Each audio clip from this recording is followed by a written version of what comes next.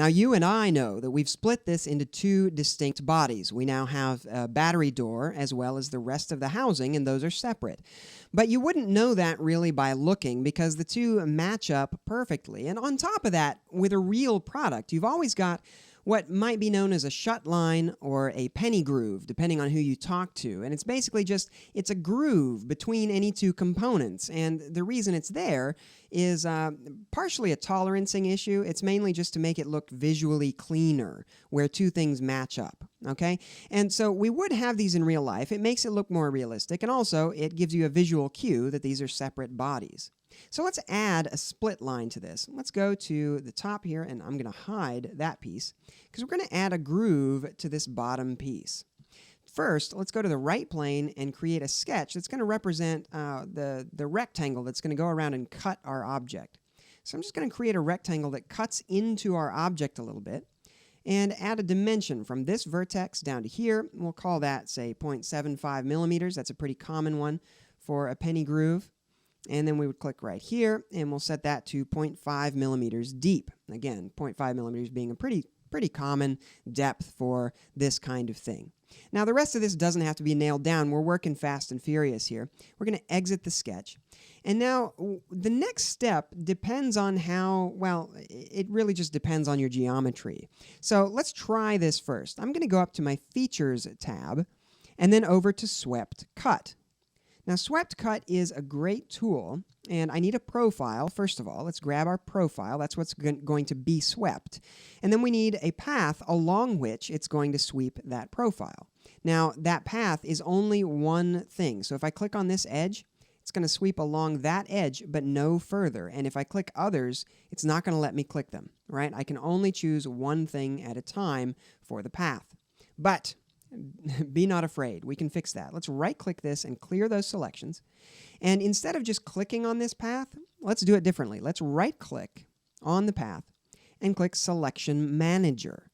The Selection Manager allows us to select more than one thing and put it into a single input. So in this case, we want to select that edge and we want to select this edge. Now, we could manually go through and click each one of them, but that's a pain. Let's just click this button right here. That's going to select tangency. It's going to select all tangent curves along that edge, all in one click. Really nice. Now we click the OK button for the Selection Manager first, and that's going to create our sweep. But you can see that it's twisting a little bit funny here. Can you see that? I'm going to hit OK. And you'll see that up here, the penny groove looks great. This is exactly what we want, just a nice little jog in our geometry. But as it twists around the object, you can see we're getting a lot of weirdness happening. It's not twisting the way that we want it to. And the way we mess with that is by editing this feature, and we can play with different options. So in the options, we have an orientation/twist type, and we could set that to keep normal constant, and that might get us a slightly different and possibly better result. But I can tell you right now, it's not going to get us the result that we need. The one that we really want to be able to use is follow path and first guide. What that will do is it will follow our first path, our profile path, but it'll use a second guide to define the normal of that object as it rotates around. Let me show you what I mean. So to do this really quickly and efficiently, I'm going to delete that the swept cut that we did, and I'm going to do a shortcut here. This is actually a trick. So let's go to our chamfer tool, and I'm going to create a 45-degree chamfer all the way around the edge that I want to put this cut on. And that chamfer is going to be very small. I'm setting it to 0.2 millimeters. It's 45 degrees. You can set it to any size you want. The point is, the reason we're doing this is so that we have two different edges here to work with. Hit OK. And now we're going to have a much better time with our swept cut. We'll go to our swept cut, select our profile. As we know, for our path, we need to right-click and do Selection Manager. Then we can choose Tangency, so it runs all the way around. Hit OK. And that's going to create our sweep, but it's going to go all crazy on us, right? It's just not right. That's even going more bonkers than usual.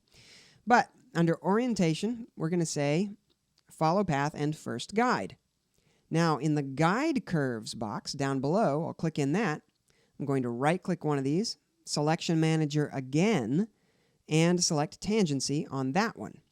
Hit OK. And that should orient us much more gooder. That's going to put things exactly where we want them, and it's going to twist this object perfectly all the way around these corners. Hit OK. It's going to think about that for a little while, and eventually we will end up with a really perfect penny groove that goes all the way around this thing. You can see that it's absolutely perfect. So that's a really nice little shortcut for you. Throw a chamfer on there first, and that'll give you 2 guides to use for your swept cut. Let's show that original body again. And now we can see that we have a nice clean battery door cut out of the bottom of this thing.